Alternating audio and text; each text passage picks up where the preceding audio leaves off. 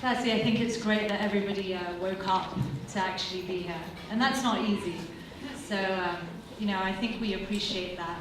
And I think it's really hard, actually, to pull something like this off. It takes a lot of effort. So, Dr. Neva, you deserve a lot of praise for doing something like this. And that wasn't part of my speech, so I'll actually begin it. Good morning, everybody. It's a pleasure to be here and to have the opportunity to share with you my thoughts on not only what it means to be a woman, but what it means to be an empowered woman. And as our MC said, nowadays we have women in finance, women in the arts, and so forth. We have different causes like women's fight for equal pay, which, by the way, according to The Economist, an article in The Economist that I read recently, out of 30 countries that they had chosen in the Western world for equal pay, the US was 19, which is pretty bad, don't we think? And the UK, my people, we were 22, so we didn't fare much better. And all of us were outstripped by Europe. We also have the fight against women's sexual discrimination, which is exhausting. And whenever you think that things are about to change, something happens in the news to show you that nothing's changed at all. Then you have the fight of being a woman of color, which combines all the other fights plus racial discrimination. And frankly, once you say it out loud, like I have, it is easy to feel like you're sinking into a perpetual cycle of doom and gloom, especially made for us women. But we all know this isn't the full story. Today we have far more than we have ever had, and I can't imagine a world where women could not vote, a world where women were treated like cattle by a man, a world where women were uneducated on purpose, a world where women were killed as children for purely being born a girl. Actually, all of that still happens. So where does that leave us, and how do we feel about it? We are fighting, we are pushing, and we are trying to change this picture, but what work are we actually doing on our own selves? As we get up and we go into the world holding a sword and a shield in our hand, ready to tackle every onslaught that comes our way, what are we doing to sharpen our own minds? What are we doing to shield our heart? How are we progressing? So now, I'm not talking about the causes and the injustices of the material world, because you are going to hear that from a lot of women. But I'm actually talking today about the soul. And if you don't believe in a soul, call it consciousness, or the intellect, or the inner spirit. How are we feeding that part of us? And I'm a Hindu, Indian, and in our religion, we believe that your mind is your battlefield. It is your arena of experience. And it is there in this mind that you can use your will either to succeed or to fail. It is there in your mind where you define your value, your sense of worth, your vision of yourself. It is in this mind that you perceive and observe, and there you digest and create a version of reality based on these perceptions. And this gives your world meaning. That is a lot of power that we give a mind. Our mind is a painter of every painting imprinted on ourselves. And yet we rarely ever pay it attention. Just think about it. When do you pay your mind attention? You just think. Whatever it wants to think, you think. You never say no or yes, or I'm going to change this outlook. Sometimes you do, but it takes a long time. We give our minds all the power, and then we feel weak and let down. And that is the very antithesis of who we are, not just as women, but as humans. And since there are men here, the speech is for you as well. So, to take it back a little, I was born in London, clearly, to two very entrepreneurial and ambitious Indian parents. I was born in St. Mary's Hospital, in the same ward as all the princes of the royal family. Though at my birth, there wasn't press or millions of people waiting, there were around 20 or 30 relatives dressed in saris in the ward. And being the first baby and the only baby of my parents, I have got away with a lot. But I have the never-ending guilt that I have never achieved as much as I could have. And if you couple this with a society that congratulates you more for getting married and having children than it does expressing yourself artistically, well then I have failed most miserably. And you can see my failures in the bio printed. I went to a wonderful school for young women in the heart of London. There from a young age, we were taught to be exemplary. We were also taught we could be anything and do anything our hearts desired. Now, I'm older obviously now, but your school years don't seem like a big deal when you're trying to pay a mortgage or get a promotion, but they are. I was lucky enough that I never felt less than a man, and I still don't. I also never felt any racial prejudice growing up. In fact, I never even realized that someone would describe me as a woman of color until I moved to the United States 3 years ago. And it's not that I thought I was the same skin color as everyone else. It just never occurred to me why it could ever possibly matter. That is how protected my environment was. And this confidence and ability to feel accepted without question, to be supported and nurtured and pushed, is what led me to take every risk I ever took after I left school. And that is why it is key to understand, especially if you do have children now, that they are impressionable, that age is impressionable. Your mind is still learning and figuring out who it is in relation to everything else in the world. And that mind should be infused with positivity and stability, so that when rocky waters come, and we all know as human beings, they will come, our minds will sway slowly, but it will never crash. By the time I was 22, I had graduated in economics and philosophy, which was dominated by male students, though I don't think they know philosophy very well. I also worked on a male-dominated trading floor, and I had signed a record deal with Sony Music in India. It was a lot at 22, and I think it was possible because at that age, I sincerely thought I was invincible. Nothing was impossible for me. Why should it be? I had never tasted rejection, and therefore to me, it did not exist. When I embarked on a musical career, and I released now 2 albums, it came with a lot of unexpected demands. I was asked to lose more weight, to stop eating pizza, something I did not take very kindly to take medication for my hair and my skin, probably something else that I just can't remember.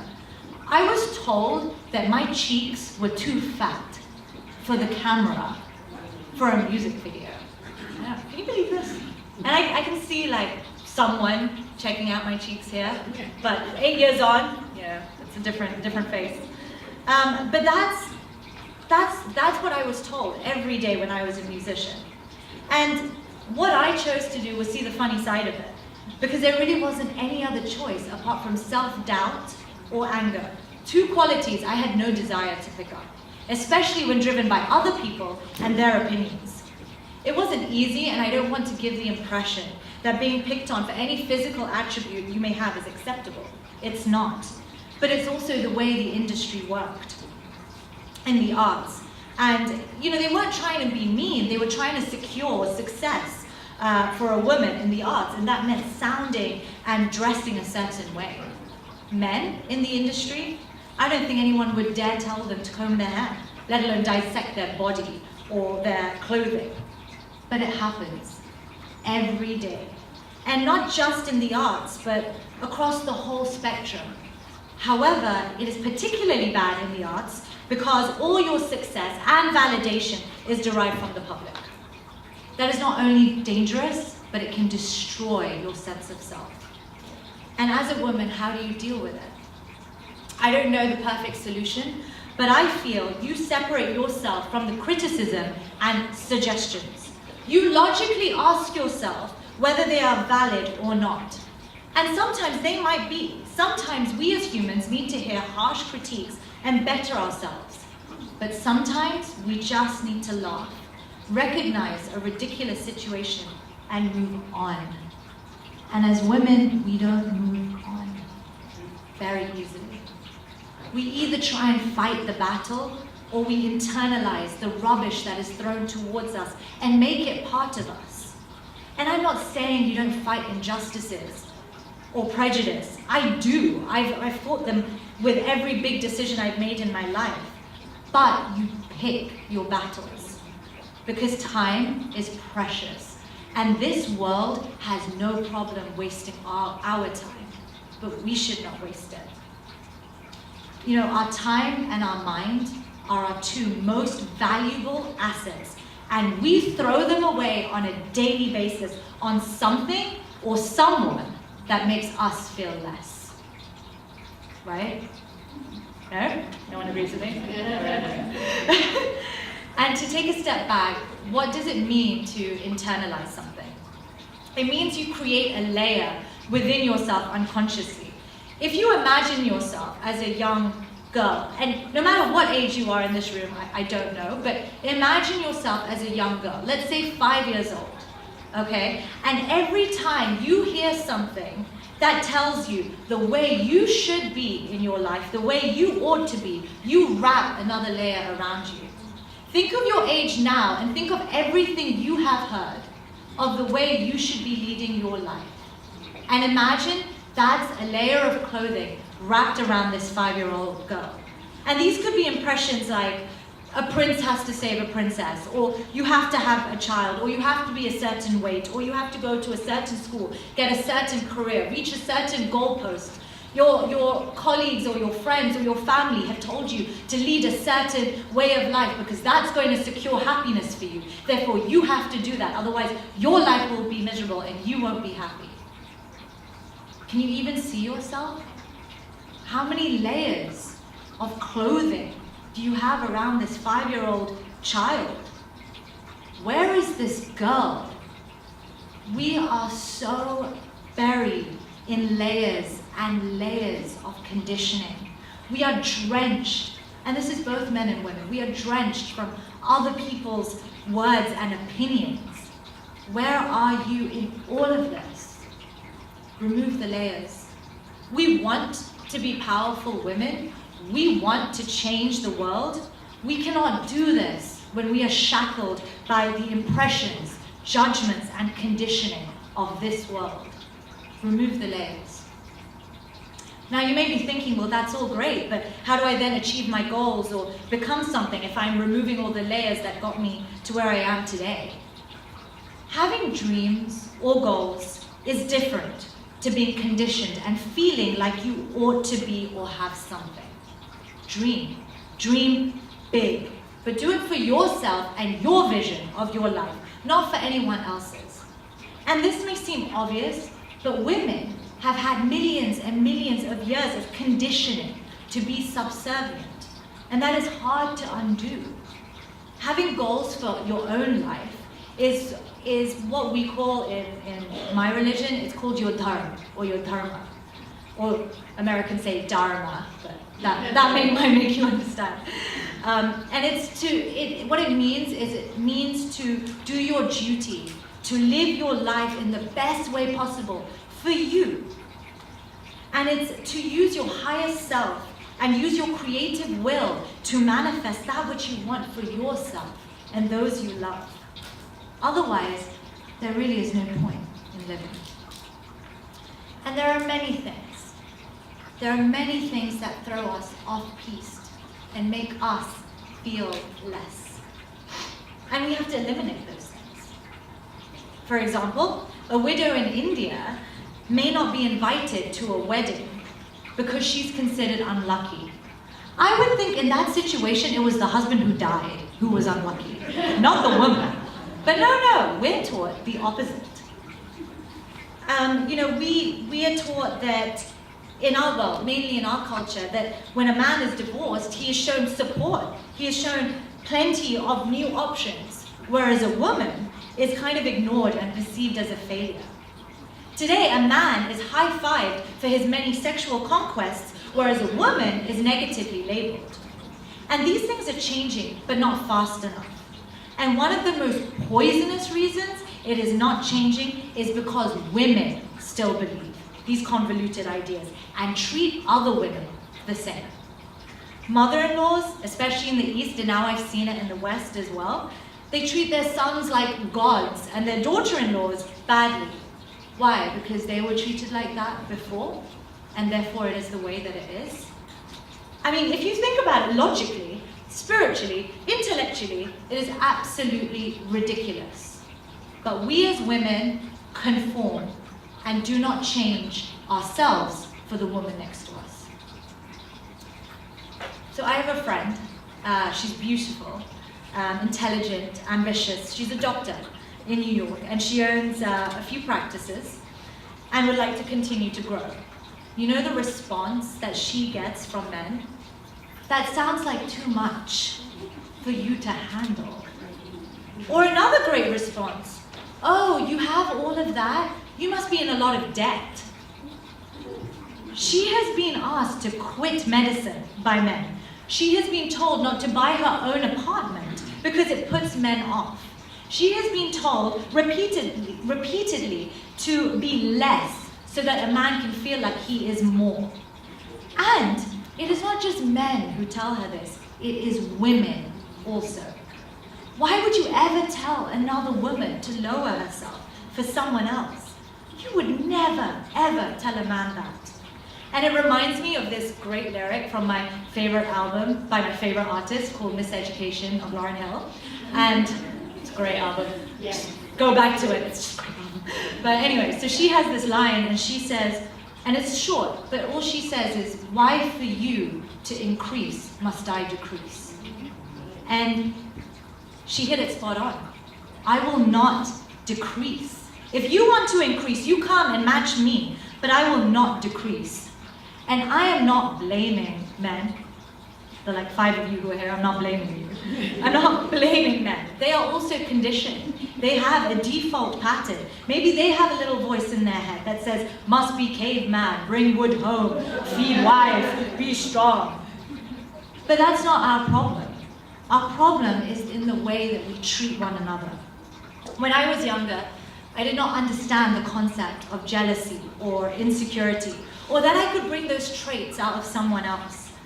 My mother once told me, and I'm sure mothers in here have said the same thing to their daughters. My mother once told me, be careful what you tell women, because they can be very jealous and insecure. Right? I see all the moms who are like, said that line. I thought it was ridiculous. Then later, at the age of 26 or so, when something untoward happened to me in my personal life, a female acquaintance said to me, well, other women will be happy because finally something bad happened to you. Everything seemed perfect. That is when I realized this is how women treat one another.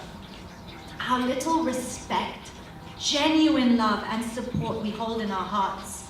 And this isn't our fault. If you read any novel from 100 years ago, women are squabbling over the best groom so they don't live in abject poverty.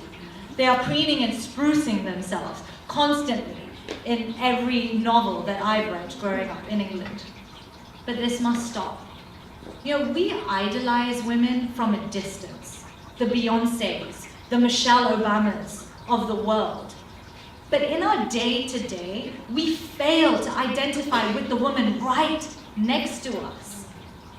We fail, not just as women, but as humans, to lower our egos and to see ourselves reflected in the other. We are so wrapped up, we are so layered, we're just never naked enough to see our similarities and problems that we all may share. We reinforce our insecurities to one another, and then we punish each other. Men don't control things because they are better than us. They control things because they have a brotherly camaraderie. And this brotherly camaraderie comes naturally to them, and it's part of their inner culture.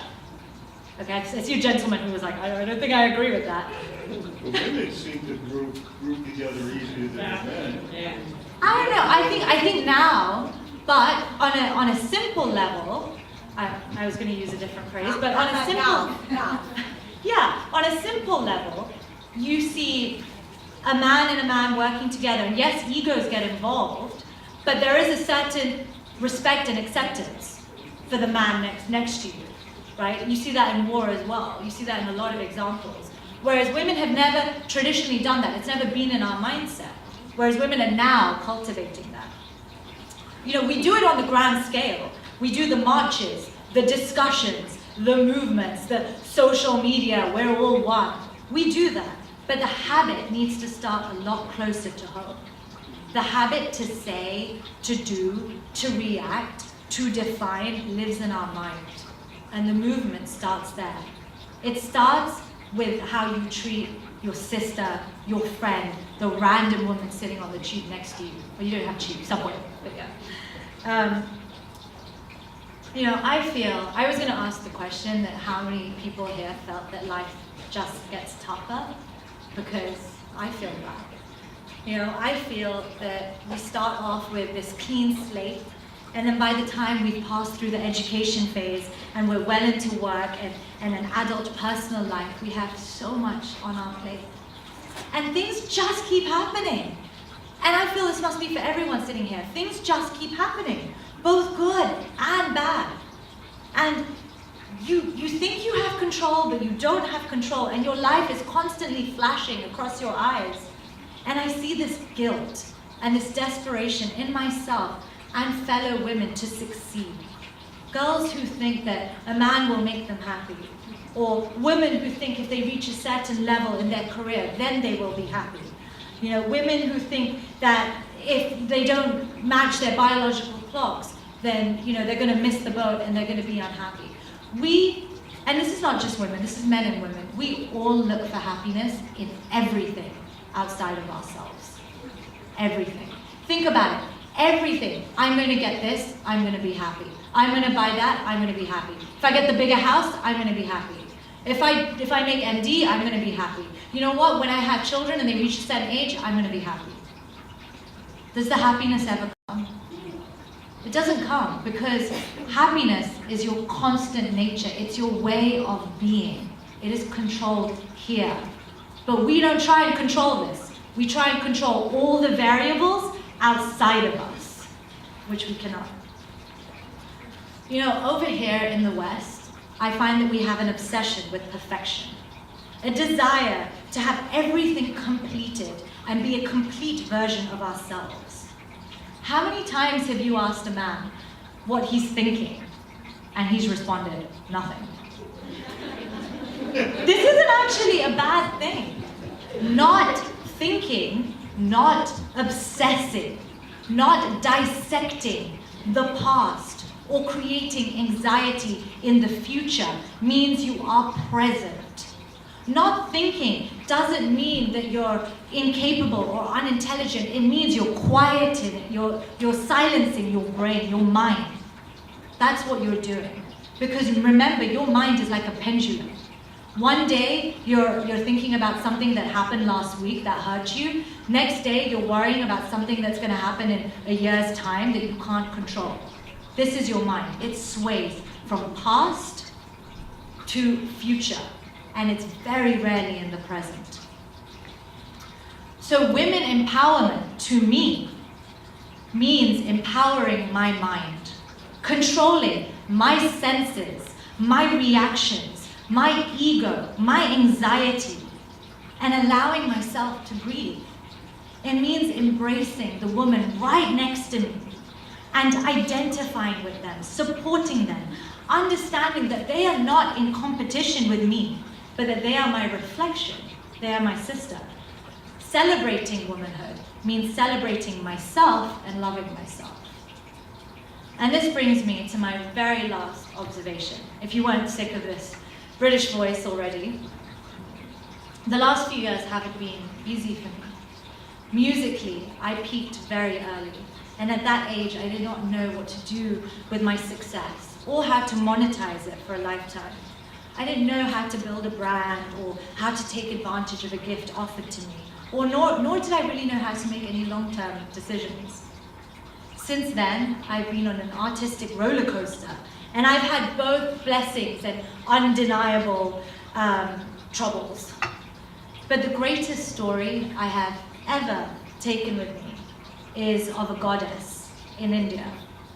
So this goddess is one of the oldest Vedic Hindu goddesses. And by the way, just to clarify, Hindus only believe in one god. We just have lots of manifestations. Just to clarify. I feel like I have to do that, you know? So this goddess, you can define her as the female representation of universal consciousness. Her name is Aklandeshwari Ma in Sanskrit, which means the goddess who is never not broken. Now, when I was in India, my father, it was over Thanksgiving last year, my father took me to this 10,000-year-old temple. And there, they worshipped this goddess who stands on top of, well, the way she's depicted is she stands on top of a crocodile on a river. And she is beautiful. She's fierce, gentle, strong, and smiling. And I was completely intrigued by her, especially as she identified with being broken and incomplete, rather than the perfect picture we are used to. How can a goddess be broken? How can a manifestation of divinity be incomplete?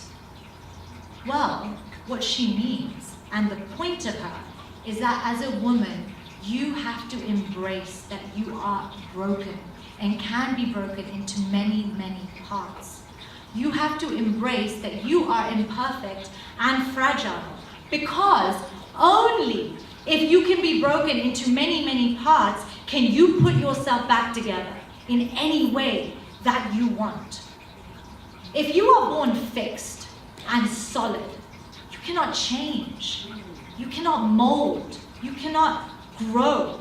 But if you have the ability to be broken into pieces like a puzzle, it means that you have the power or the creative will, if you call it, to reshape yourself and mend yourself in any way that you want. It gives you the freedom and it gives you the power back to you. And some pictures of her, you see her in you see her image and it's like broken into parts and there are gaps. And it's a reminder that there is faith and strength in the gaps between us. It is the gaps in us that allow the parts to keep evolving. If there are no gaps, where are you going to put something in? Where are you going to string something together? You'll never be able to do that. And the reason why she stands on a crocodile, apart from sometimes looking quite intimidating, she actually stands on a crocodile, and she literally stands on it rather than sitting on it or by the side. She stands on it because the crocodile represents our fear. Fear, it can swallow us up and bring us down. But if we stand on top of our fear, if we use our fear as a vehicle to help us navigate out of choppy waters, then we are in control of our mind and ourselves. We are perfect in our imperfection. We are divine in our many, many parts. And we are not just women celebrating International Women's Day. We are warriors of our mind, and we are goddesses of this modern age. Thank you.